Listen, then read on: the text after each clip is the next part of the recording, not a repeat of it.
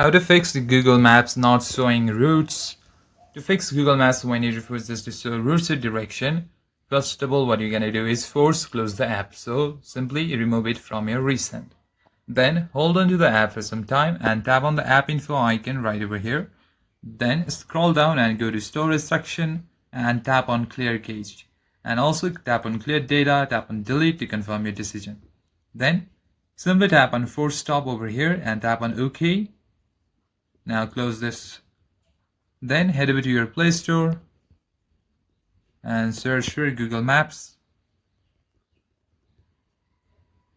Tap on the app icon and see if any update is available. As you can see, there is an update available right now, so it is showing problem. So simply tap on the update icon and wait for the update to complete. In the meantime, also check that location is turned on. So head over to your navigation bar and there is this location right over here, and make sure that this is turned on. If your location is not turned on, then Google Maps won't be able to track the roads. So make sure to turn it on. And that's it, guys. And also make sure that you have a reliable internet connection. If your internet connection is weak, then turn on airplane mode on. Wait for it like 10 to 15 seconds so that it resets your Wi-Fi network.